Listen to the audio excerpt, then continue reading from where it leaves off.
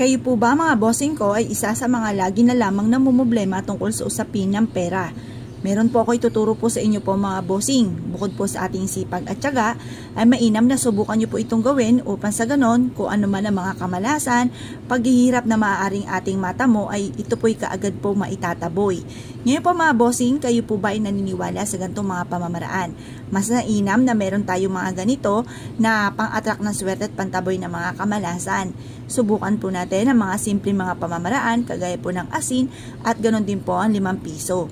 Ang asin mga bossing ko ay isa sa mga subok na napakaswerte. Ito po mga bossing ko ay mabisa rin na pantaboy. Higit sa lahat mga bossing ko, ang ating asin ay nagtataboy ng mga kamalasan. At pagdating naman sa usapin ng barya, ito po ay para makapag-attract ng higit na swerte at mabilis gumulong ang magandang kapalaran. Proven po ito na napakaswerte basta't may 100% kang paniniwala sa mga ganitong mga pamamaraan. Ganito lamang po ang inyo pong gagawin mga bossing. Kayo po ay maglaan ng 1 dakot na asin or kaya po ay 3 kutsara na asin. Ilagay po ito sa isang baso at kayo po ay maghugas na 5 piso na luma.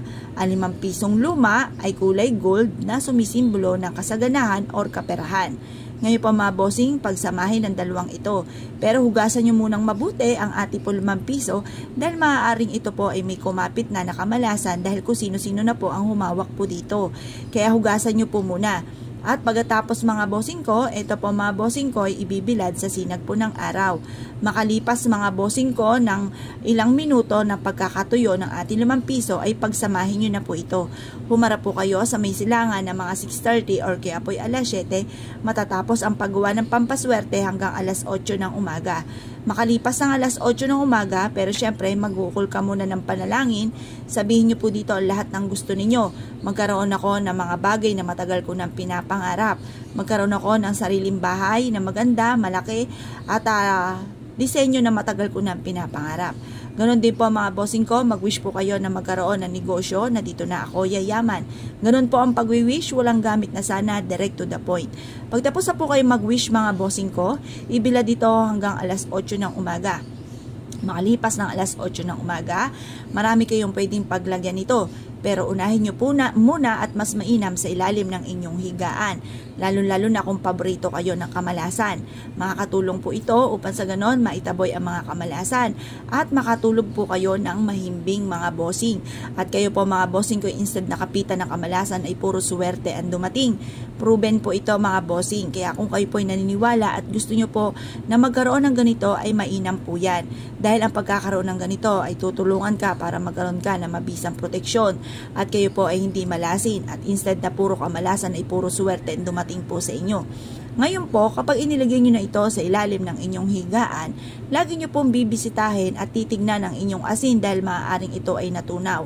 Kapag po yung natunaw, ang ibig sabihin yan ay marami yang nahigop ng mga negatibong enerhiya na nagdudulot nga po sa inyo po ng kamalasan.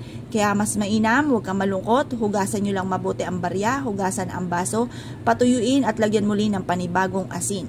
Makakatulong po ito upang sa ganon mga bossing ko ay mahigop na mahigop ang mga kamalasan at masolusyonan kagad ang problema at ito po i-adjust ako sa lagi ikaw ay suswertihin.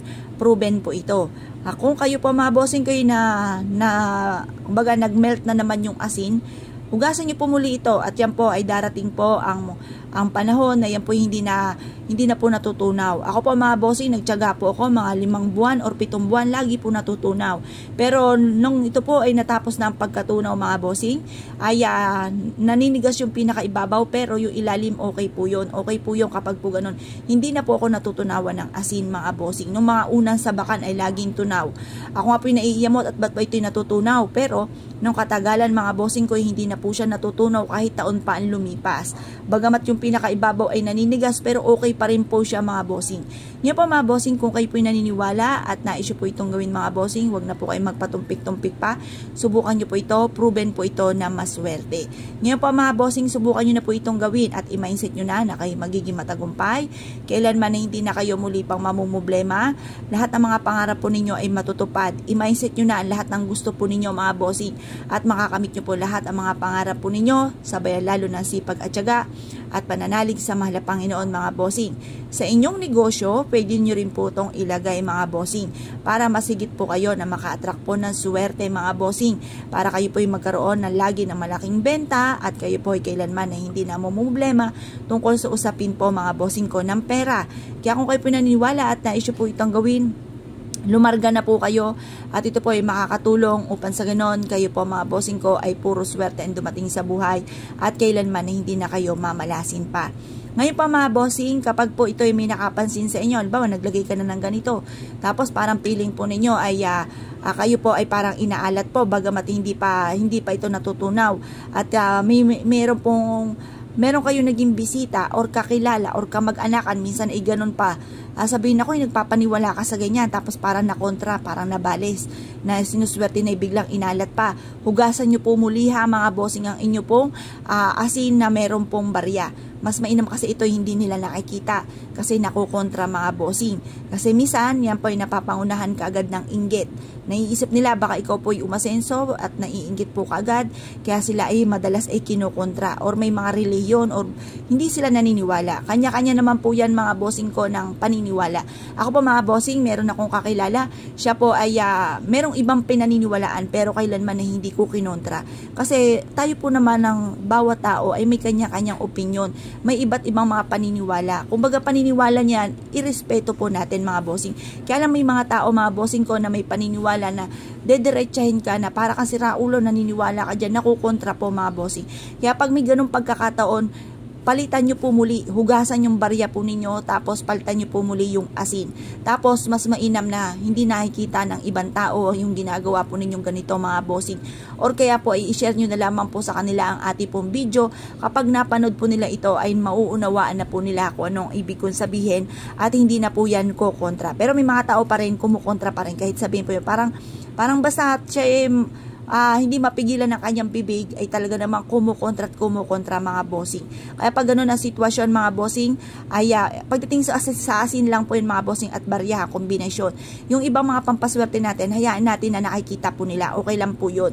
Kaya lang po pagdating po sa ganito mga bossing sa asin at ang kombinasyon na barya, dapat po ay hindi na ako kontra, hindi po nakikita. Kasi mas na nakontra po ito, ayan po mga bossing ko ay maaaring mabaliwala itong ating ginagawa. Kaya isikreto nyo na lang po ito mga bossing. Ngayon po mga bossing, pagtapos nyo po itong gawin, i-mindset nyo na kayong magiging matagumpay at ugaliin lagi ang pagsasalita ng mga magaganda na yayaman ako at magiging matagumpay at kalimutan ang mga pagdaing-daing na mga salita. Dahil kapag kayo nagsasalita ng mga pangit, nagtatawag kayo ng mga negatibo, mababaliwala mga bossing ko ang ginagawa natin mga pampaswerte. Kaya mas mainam panay mga magaganda ang ating pong sasabihin. Kaya kung kayo po naniniwala at nais po itong gawin, wag na po kayong magpatumpik-tumpik pa, subukan nyo po ito, proven po ito na maswerte. Yun na po mga bossing, good luck po sa inyo po lahat. Salamat po.